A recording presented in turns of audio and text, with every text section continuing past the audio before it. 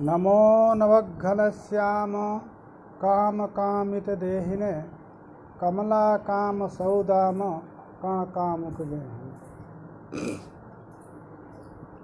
यद विद्याविलासेन भूतभौतिकसृष्टयः तं नौमि परमात्मानं सच्चिदानन्दविग्रहम्।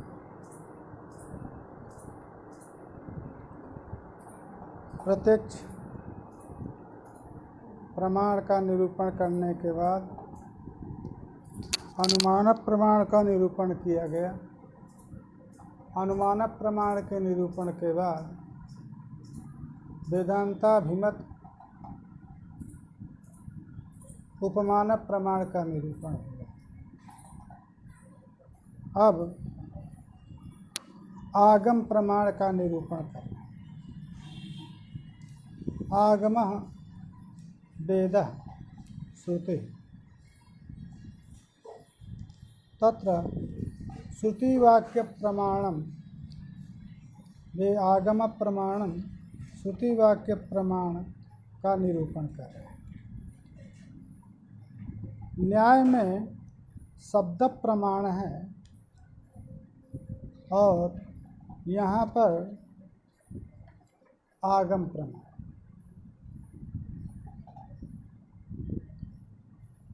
जो लौकिक वाक्य हैं उन लौकिक वाक्यों का तत्वावेदकत्व प्रमाण नहीं, श्रुति का ही तत्वावेदक प्रमाण है। अतः आगम प्रमाण का निरूपण कर रहे हैं। वो आगम और अन्य प्रमाणवादियों के यहाँ शब्द प्रमाण है, पद ज्ञान को प्रमाण माना। पद ज्ञानं तु करणं द्वारं तु पदार्थधि। पद ज्ञान शब्द प्रमा का कारण है, व्यापार शक्ति है। पदार्थक धी पद पदार्थ संसर्ग ज्ञान रूप जो शक्ति है, ईश्वर इच्छा रूप वह शक्ति है, वो शक्ति व्यापार है। और शाब्द बोध जो है वो फल है। और वो शाब्द बोध जो फल है वो शक्तिधि सहकारिणी। शक्ति ज्ञान पद ज्ञान कारण है, पदार्थ ज्ञान व्यापार है, और जो शक्ति ज्ञान है वो शक्ति ज्ञान सहकारी कारण है। अब कौन सा शब्द प्रमाण है, तो उसको उन्होंने कहा आप्तोपदिष्ट जो शब्द है वो प्रमाण है।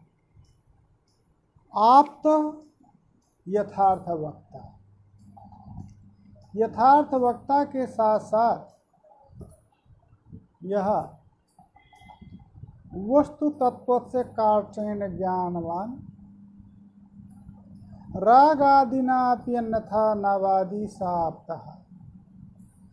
जो वस्तु तत्व को सम्यकतया जानता है, राग आदि वश भी अन्यथा नहीं वदन करता, अन्यथा नहीं बोलता, उसको आप्त कहा।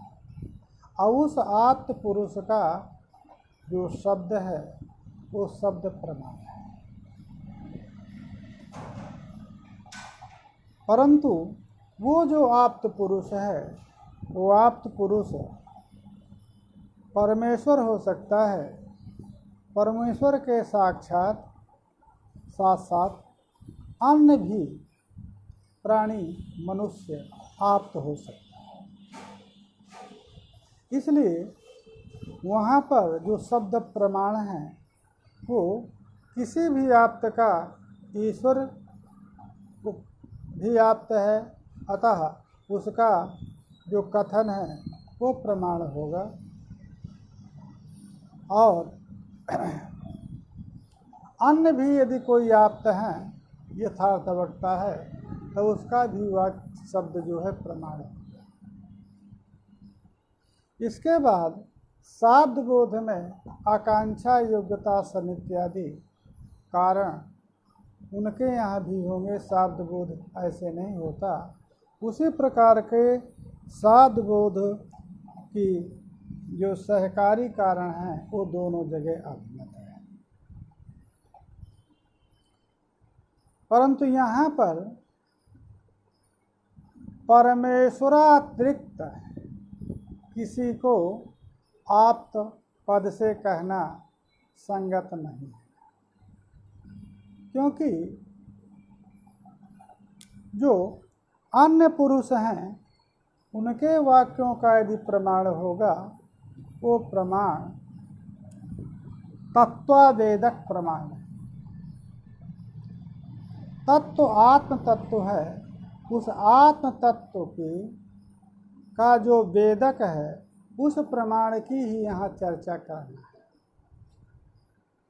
क्योंकि प्रतिज्ञा में भी कहा था कि आत्मज्ञान ब्रह्म तद ज्ञानंच सब प्रमाणम निरूपित, ये प्रतिज्ञा है। तो ब्रह्म में जो प्रमाण हो सकता है वो प्रत्यक्ष को बताया। अनुमान ब्रह्म में प्रमाण नहीं हो सकता है, परंतु ब्रह्म में जो आरोपित पदार्थ है उसके मिथ्यात्व में प्रमाण होगा। उपमान जो है वो ब्रह्म में प्रमाण नहीं हो सकता है, क्योंकि उपमा नहीं है, अपितु सादृश्य ज्ञान। परंतु जो श्रुति ब्रह्म में प्रमाण है उस श्रुति के तत्वावेदक प्रमाण है। तत्वम आत्मतत्वम तदावेदेति तत्वावेदक प्रमाण श्रुति का है, आगम का है, अतः उस आगम के प्रमाण की चर्चा इनको करना है। अतः आगम निरूप्यते, आगम प्रमाण में आगम माने आगम प्रमाणम निरूप्यते, आगम निरूप्यते, आगम का निरूपण माने आगम प्रमाणत्वेन आत्मनि प्रमाणत्वेन यह निश्चितः आगमः स आगमः, यह आगमः प्रमाणत्वेन निरूपितः तद प्रमाणभूत आगम स्वरूपम निरूप्यते।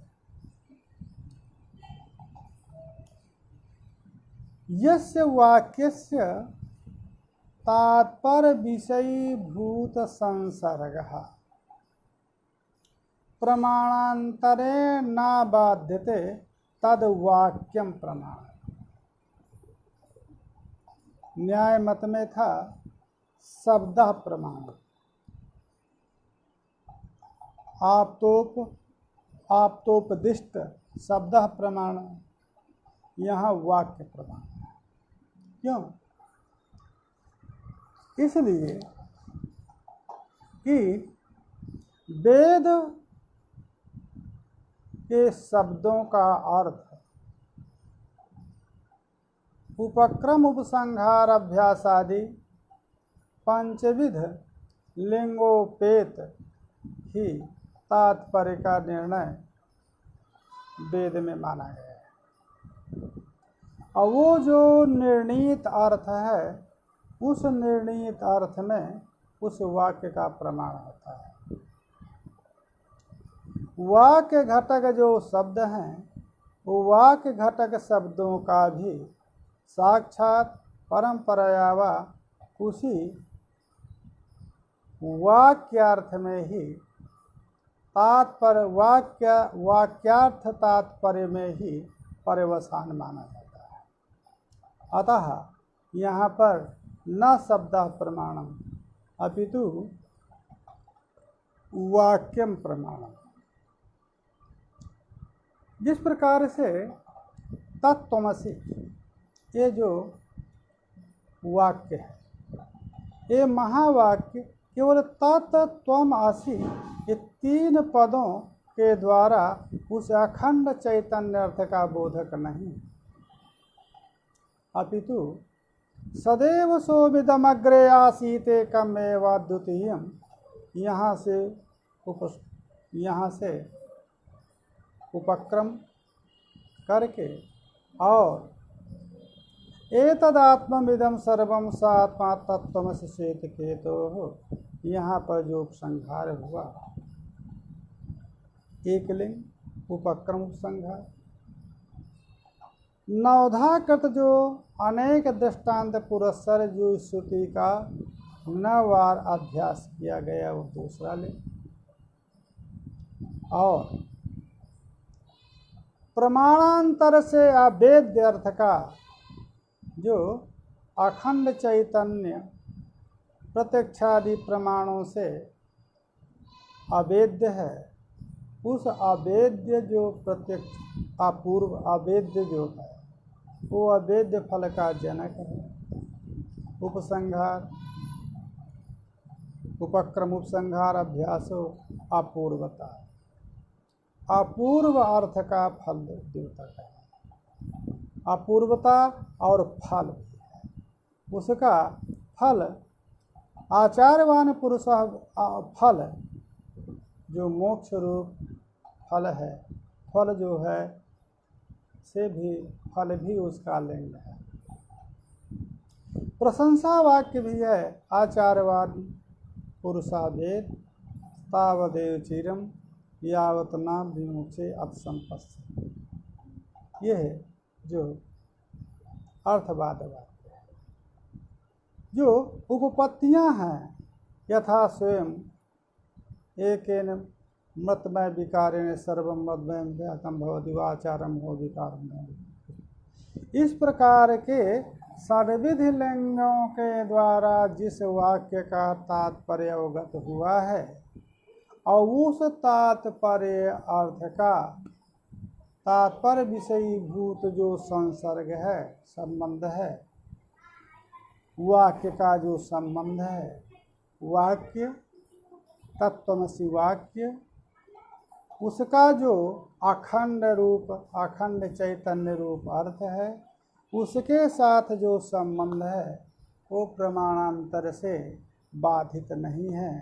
अतः तत्त्वमसि यह जो वाक्य है, यह वाक्य को प्रमाण माना जाए। ये प्रमाण की बात होगी। कौन सा वाक्य प्रमाण है? अब वाक्य से जायमान जो ज्ञान है, उन ज्ञानों में उनके यहाँ भी अभिमत है, हमारे यहाँ भी अभिमत है। वाक्य तो प्रमाण हुआ, परंतु उस वाक्य से तादृश अर्थ की प्रतीति में सहकारी कारण है। कौन कौन? आकांक्षा, योग्यता, आसक्ति, तात्पर्य ज्ञान, ये 4 जो है सहकारी कारण है। कि ऐसे वाक्य अपने अर्थ का बोधक नहीं है, अपितु आकांक्षा, योग्यता, आसक्ति, तात्पर्य सहकारी कारण से उपेत जो वाक्य है वो अपने अर्थ का बोधक होता है। ये इनके यहाँ भी अभिमत है। न्याय में भी आकांक्षा, योग्यता, आसक्ति इत्यादि को कारण मानते हैं। अब जो पहला जो सहकारी कारण आकांक्षा है, उस आकांक्षा का निरूपण ये करते हैं। तो वेदांत में आकांक्षा का स्वरूप है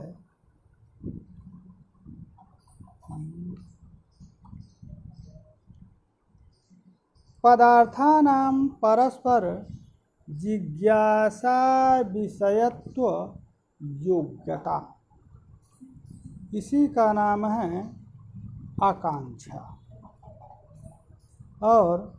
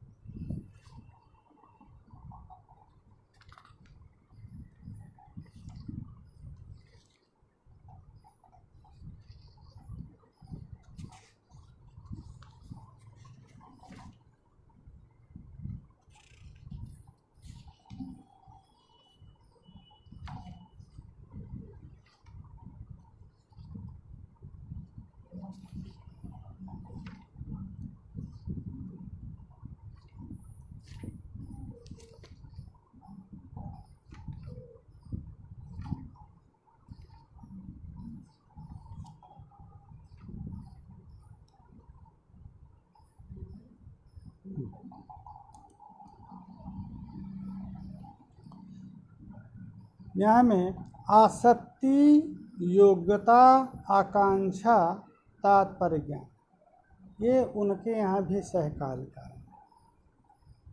तो यहाँ जो आकांक्षा का स्वरूप है न्याय में, वेदांत में, पदार्थानां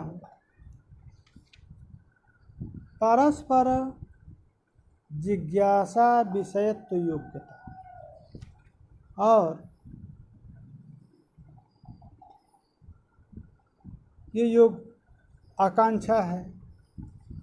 न्याय सिद्धांत में आकांक्षा है यद पदेन बिना यस्य अननुभावकता भवेत स आकांक्षा।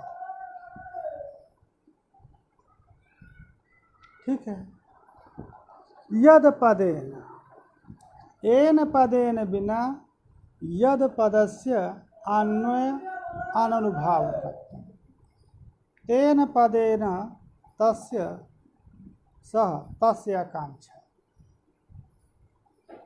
क्रियापद के बिना कारक पद का अन्वय बोधन है।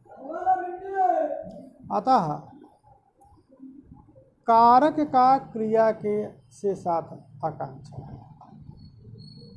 उसका क्रियाकारक पदानां सन्निधान असत्याचरिता, परंतु घट कर्मताक बोध के प्रति कर्मता अर्थ यहाँ पर सक्तम पदम है, घट भी पद है, अम भी पद है। एन बिना, अम पदेन बिना, यस्य घट पदस्य कर्मत्व अन्वय पदस्य अन्वय अनुभावकत्वं क्रियापदेन सह कर्मत्वेन अन्वय अननुभावकत्वं। घटम पश्यति, यहाँ पर घटम पद की, पश्यति पद की आकांक्षा कैसे है? कहा इसलिए घट पदम आम पदम आकांक्षते। यहाँ पदों की आकांक्षा मानी। और यहाँ पर परस्पर पदार्थों के परस्पर जिज्ञासा विषय। तो यहाँ पर साकांक्षम पदम, साकांक्षितम पदम ये व्यवहार होगा, क्योंकि पदों में जिस पद के बिना, आम पद के बिना घट पद का कर्मत्वेन अन्वय क्रिया के साथ अनुपन्न है, अतः घट पदम आम पदम आकांक्षति। तेन अनपदेन साकांक्षितेन आम पदेन सह सहचरितम घटम इति पदम क्रिया सा अन्वेति। ये उनके यहाँ आकांक्षा है। वेदांत में आकांक्षा बता रहे हैं पदार्थों का। परस्पर जो जिज्ञासा अस्य पदार्थस्य संसर्गी कः, अस्य पदार्थस्य केन पदार्थेन सह संसर्गः। ये जो परस्पर जिज्ञासा विषयत्व योग्यता, न तो जिज्ञासा विषयत्व, उसी को आकांक्षा कहते हैं। क्रिया श्रवणे अस्य कर्ता कः, कारक श्रवणे अस्य क्रिया कः इति करण श्रवणे इति कर्तव्यता का। ये जो जिज्ञासा विषयत्व है, यही आकांक्षा है इनके मत। कहा अंतर क्या हुआ? कहा अंतर कोई बड़ी बात नहीं। घट पदार्थ अम पदार्थ के बिना क्रिया से अन्वित नहीं होता है, अतः घट पदार्थ की अम पदार्थ, घट पदार्थ अम पदार्थम आकांक्षा तेन आकांक्षितेन समन्वितेन सह क्रिया अन्वित। यहाँ पर पद में शक्ति न मान करके वाक्य में शक्ति माना है वेदांती ने, इसलिए यहाँ पर पदार्थों की परस्पर जिज्ञासा योग्यता ही कहना है। पद के एक पद का अपर पद के साथ अन्वयन भावकत्व इत्यादि नियम न करके, क्योंकि वाक्य शक्तिवादी मीमांसक हैं, चाहे पूर्व मीमांसा हो या उत्तर मीमांसा, ये अन्यथा विधानवादी, अन्यता नाम पदानाम अभिधानम इति अन्यता, वाक्ये अन्यता नाम पदानाम अभिधानम इति अन्यता विधानवादिनाः मीमांसकाः। वाक्य में शक्ति जो भी मानता है उसको अन्यता विधानवादी कहता है। नैयायिक अभितान्वयवादी। सक्तम पदम घट पदम स्वार्थे सक्तम सुपदेम स्वार्थे सक्तम, अतः सक्त पदम है इनके यहाँ। तो अभिहितम पदस्य एव विधानम भवति, अभिहितानां पदानां अन्वयः इति अभितान्वयवादः। यथा खले तत्तद्देशातागताः कपोताः परस्परं संसर्गेण अन्विति तद्वदेव स्वतंत्रा यथा खले कपोतन्यायेनेति। तत्र खले खलिहानेति क्षेत्र विशेषः, क्षेत्र विशेषे वृद्धा युवानः समेपि कपोताः खगाः समागत्य तत्तद् संबंधेन अन्वयन्ति अन्वयः भवति तेषां। तद्वदेव सर्वाण्यपि पदानि स्वार्थबोधने सक्तानि। सक्तानां पदानामेव वाक्ये अन्वयः भवति। अतः पदेव आकांक्षा अभिप्रेत। यहाँ वेदांत में वाक्य प्रमाण है, अतः वाक्य में आकांक्षा होगी तो वाक्य घटक जो पद हैं, पदों के जो अर्थ पदार्थ हैं, उन पदार्थों का परस्पर जिज्ञासा विषयत्व को योग्यता का है। अब बात आ रही है कि जिज्ञासा विषयत्व ही कहा जाए, जिज्ञासा विषयत्व योग्यता कहने की क्या बात है। केवल आकांक्षा का स्वरूप कहिए। पदार्थानां परस्पर जिज्ञासा विषयत्व है ही क्रिया श्रवण कारकस्य कारक श्रवणे क्रियाया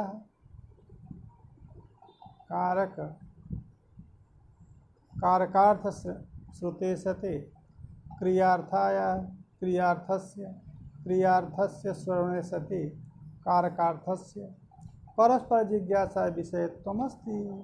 तदेव आकांक्षास्तु, उसी को आकांक्षा माना जाए। योग्यता पर्यंत धावन किस लिए किया गया? तब कह रहे हैं योग्यता पर्यंत धावन नहीं करेंगे तो अजिज्ञासोरपि वाक्यार्थ बोधा अयोग्यत्वम उपात्तम। अब जिज्ञासोरपि वाक्यार्थ बोधात, यह जिज्ञासु यह यम प्रति वाक्यम प्रयुंक्ते, जिसके प्रति वाक्य का प्रयोग किया जा रहा है वो तो जिज्ञासु है।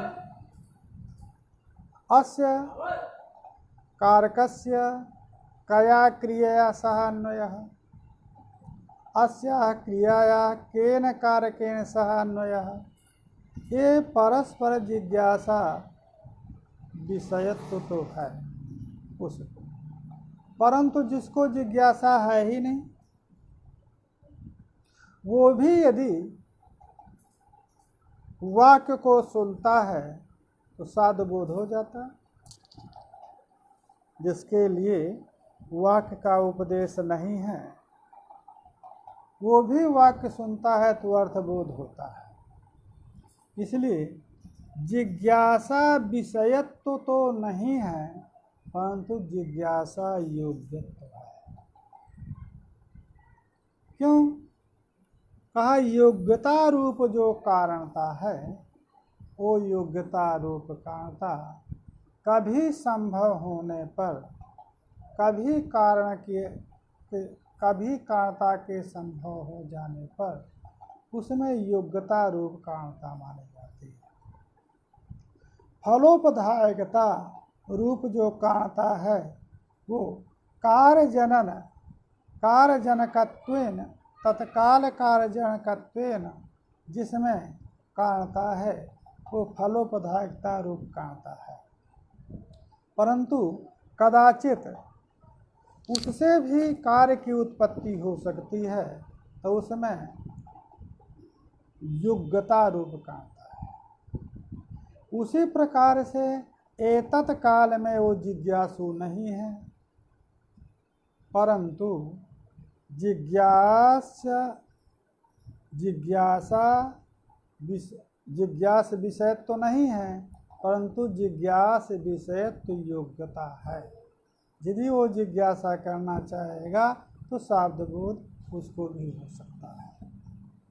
जिस प्रकार से जो कुलाल हस्त जो दंड है, उस दंड में घट रूप कार्य के प्रति फलोपधायकता रूप कांता है, क्योंकि तस्मिन्नेव क्षणे घट रूपम फलम जायते।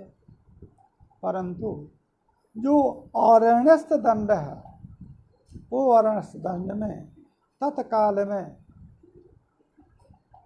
उस काल में अरणस्थ जिस समय पर अरणस्थ है, तद अरणस्थत्वेन वो दंड भले ही घट उत्पत्ति के प्रति कारण न हो, परंतु वो दंड कुलालक गृहीत हो जाने पर घट के प्रति कारण हो सकता है। अतः योग्यता रूप कांता उसमें भी मानी जाती है। अतः दंडत्वावच्छेदेन दंडनिष्ठ कांता मानी जाती है, उसमें भी दंडत्व है। तो उस दंडत्वावच्छिन्न दंड में, अरणस्थ दंड में फलोपधायकता रूप कांता न होने के प्रति भी स्वरूप योग्यता कांता मानी जाती है। अतः स्वरूप योग्यता कांता ही यहाँ पर लेना है, फलोपधायकता मात्र न ले लें। इसलिए परस्पर जिज्ञासा विषय की योग्यता को आकांक्षा कहा है। अजिज्ञासु को भी वाक्यार्थ का बोध होता है, इसलिए योग्यता कहा। तद अवच्छेदकत्वंच, अब कांता का अवच्छेदक क्या होगा? ये जो योग्यता हुई, योग्यता शब्दवाद के शब्द साधुबोध के कारण हुई, उसका अवच्छेदक क्या होगा? योग्यता का। कहा योग्यता का अवच्छेदक क्रियात्व कारकत्वादिकम, क्योंकि यदि वो योग्यता है, परस्पर जिज्ञासा विषयत्व जो योग्यता है, वो योग्यता यदि कारण है तो उसका अवच्छेदक क्या होगा? कहा क्रिया श्रवणे कारकस्य अकारक श्रवणे क्रियाया। ये इसी को परस्पर जिज्ञासा विषय की योग्यता कहते हैं। तो इसमें कारणता का अवच्छेदक क्रियात्व कारकत्वादि होंगे, इसलिए अतिव्याप्ति की भी बात। गौरस्व पुरुषः, इसलिए आकांक्षा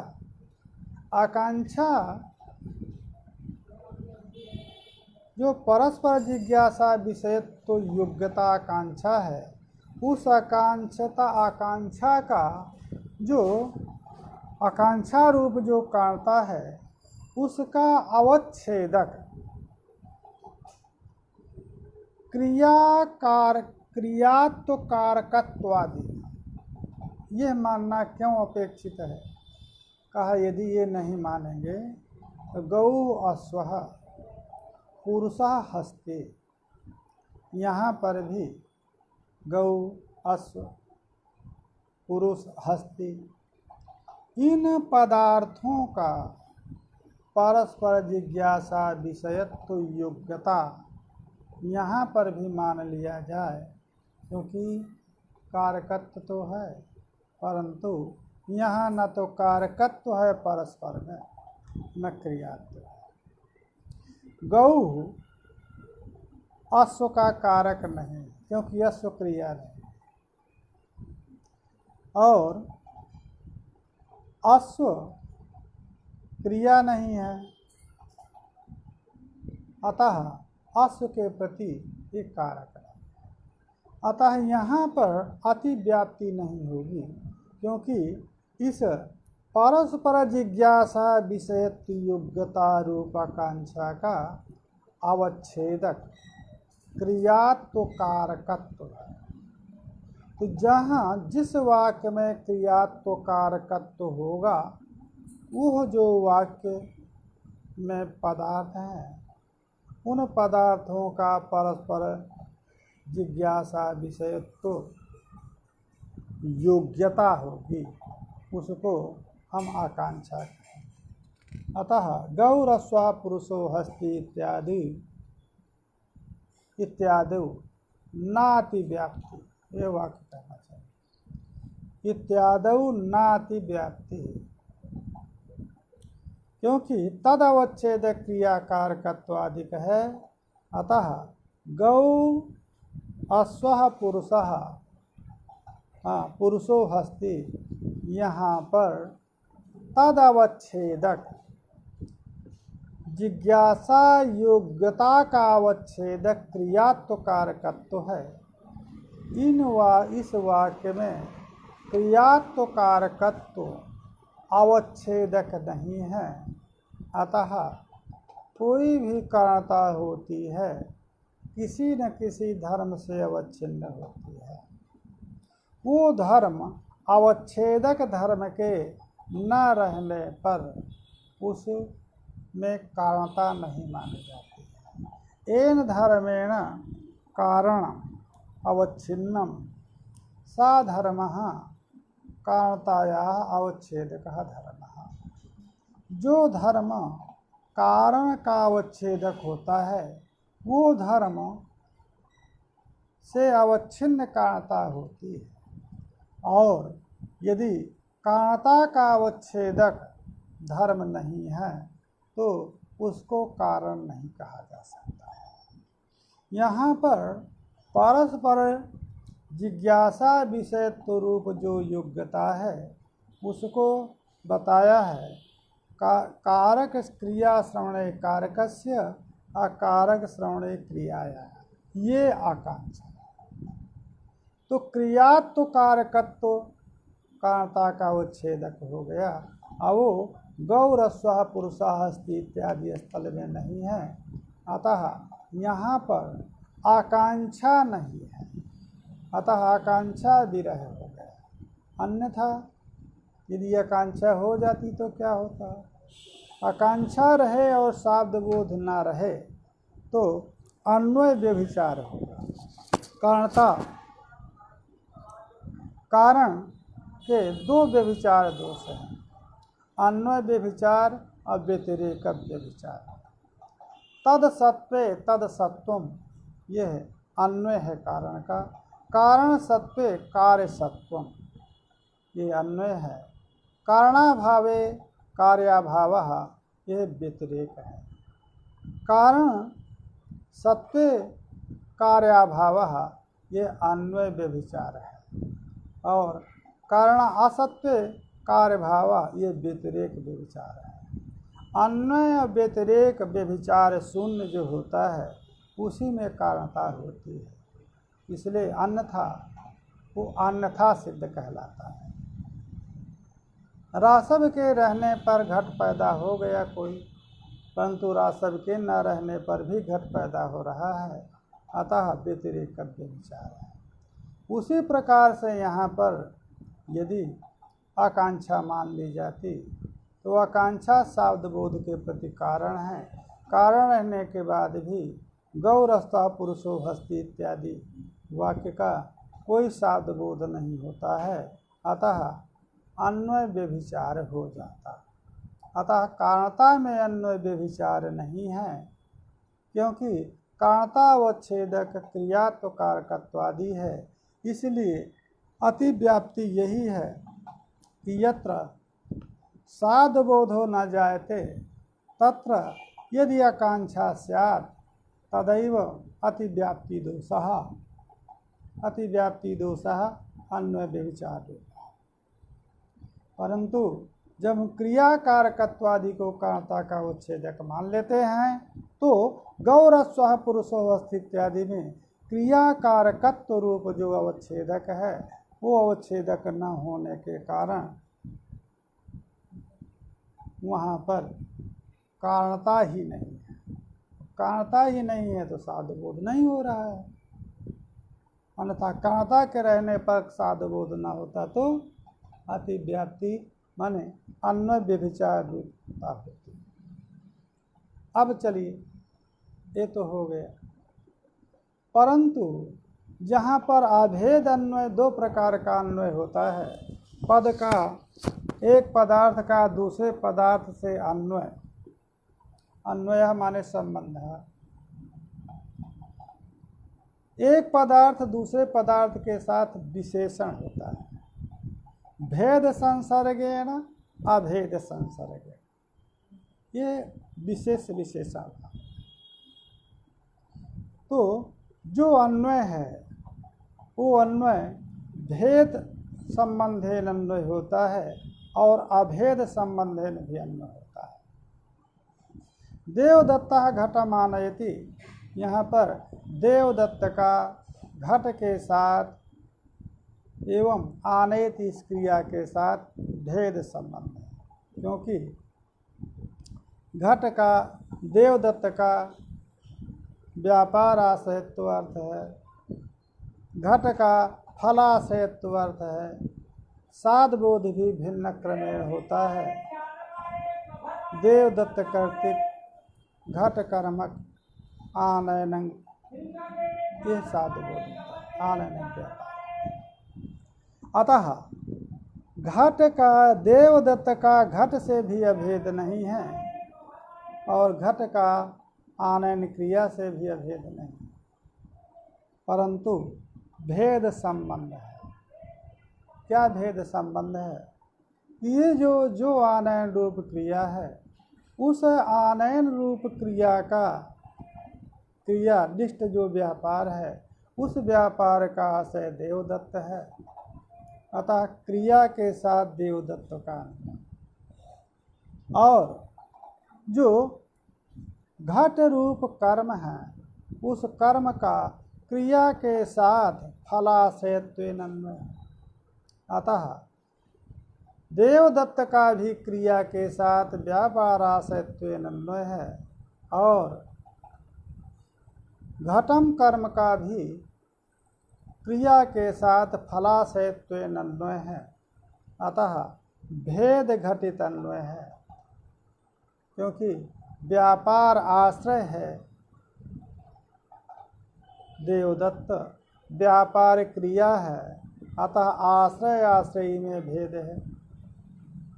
एवं फल क्रिया है, तदाश्रय घट है, वहाँ पर भी आश्रय आश्रयी का भेद है।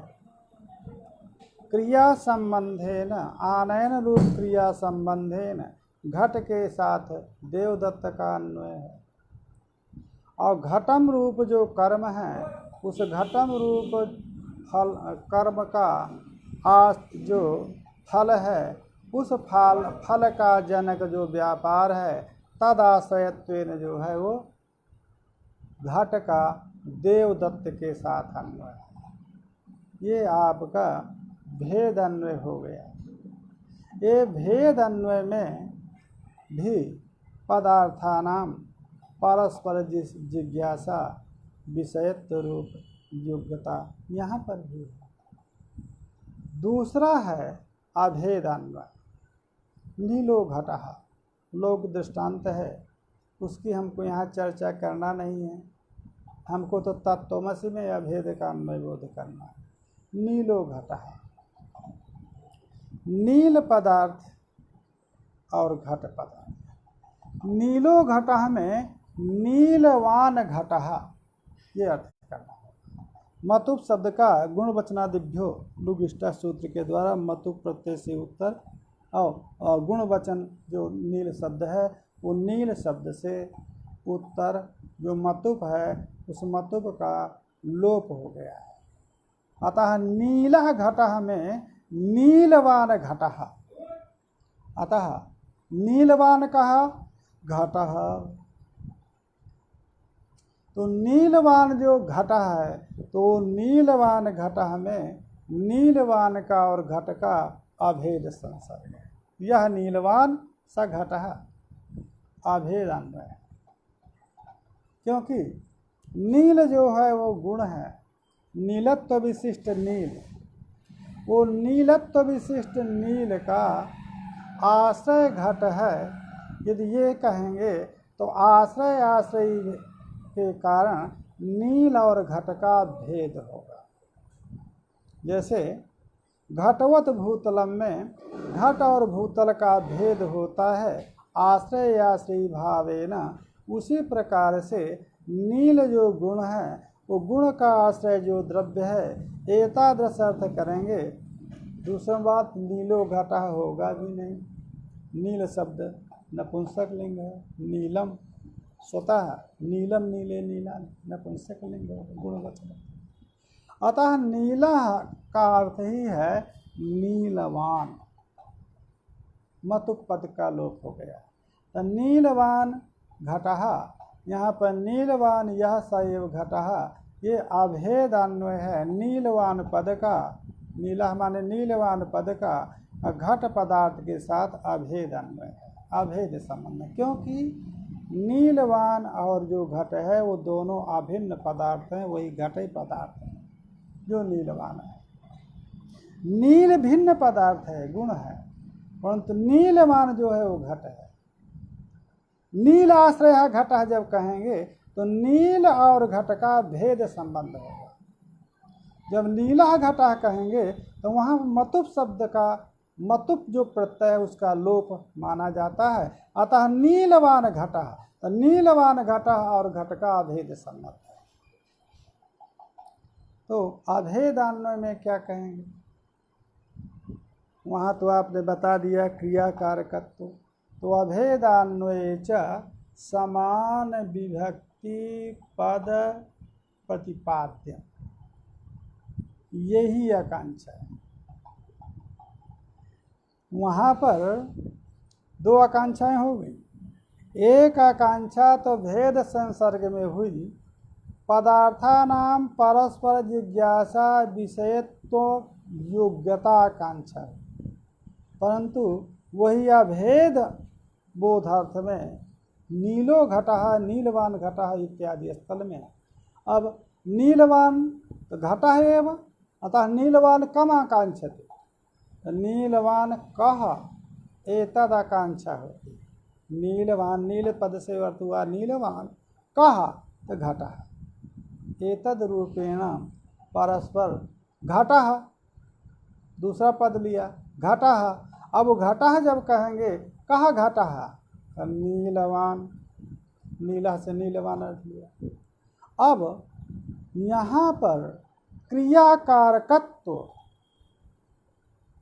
ये जो आकांक्षा है यहाँ पर, उस आकांक्षा में तो बता दिया क्रिया कारकत्व दिकम, क्रिया कारकत्वादिक है, इसलिए गो रस्व पुरुषो हस्ति इत्यादि में साध बोध नहीं हुआ। परंतु यहाँ पर अभेदान्वय में समान विभक्तिक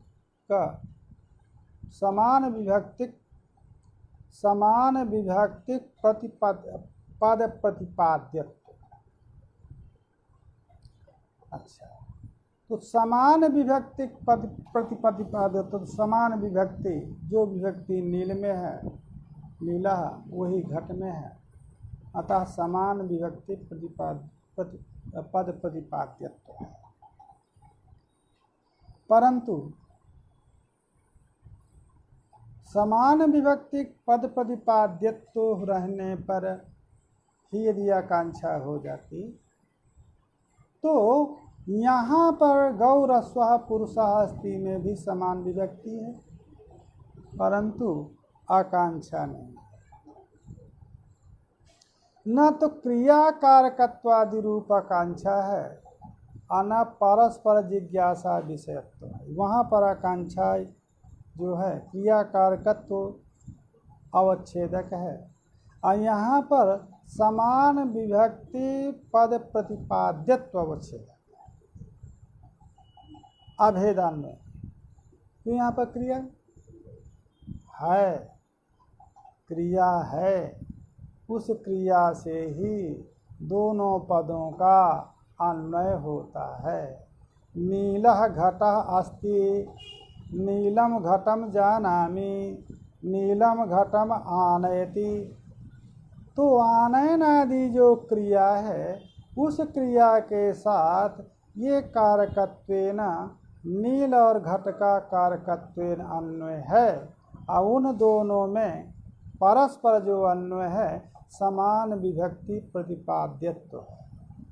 क्रिया के साथ अन्वय होने के कारण, दोनों का क्रिया के साथ अन्वय होने के कारण क्रियाकारकत्व भी है तथा इन दोनों में जो अन्वय हो रहा है आकांक्षा रूप समान विभक्ति प्रतिपाद्यत्व है। इसलिए तद अवच्छेदकम, उसका अवच्छेदक भेदान्वय बोध में अवच्छेदक समान विभक्ति पद प्रतिपाद्यत्व है।